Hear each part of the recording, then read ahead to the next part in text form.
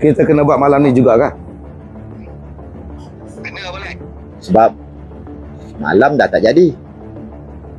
Aku tahulah semalam kan ke malam Jumaat. Kau mana boleh nak berengkang? Saya tak apa Balan. Yang saya susah hati sikit ni Cho tu. Dia yang payah. Macam ni lah.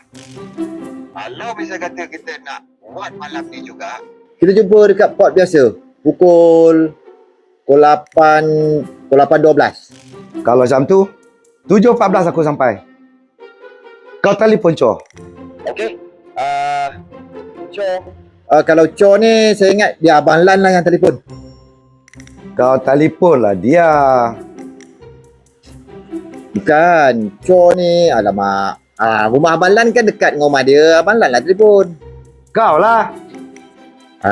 Abang Lan lah. Okey.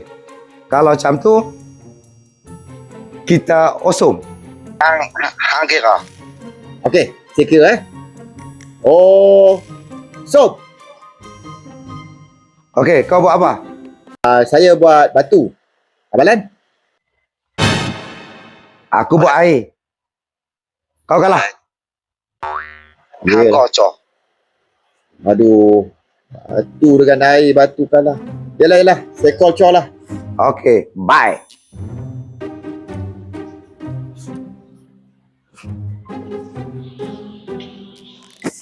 Batu dengan air, memanglah batu kalah. Alamak, Cho. Malas nak telefon dia ni. Dia ni susah sikit.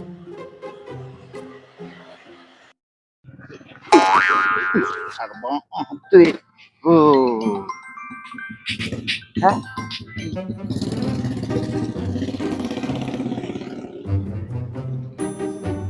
Kalau kau dengan Abang Lan dah setuju, aku pun setuju.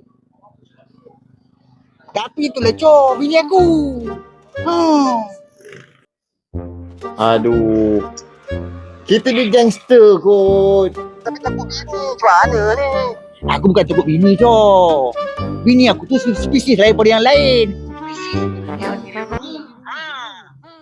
Siapa tak sayang dengan bini, dari hidup dia gantung diri. Bahaya ni sampai kena gantung diri ni. Kita ni, Cho, gangster juga. Gangster macam kita ni. Nak ansur dengan bini, Cho. Lupa kita, Cho. Ui, air ni lagi bahaya. Tadi gantung diri. Kau dah kena pula. Habis macam mana malam ni? Aku jangan risau lah, Cho. Pandailah aku buatnya nanti. Risau. Manakah kita jumpa? Okey. No problem. Betul.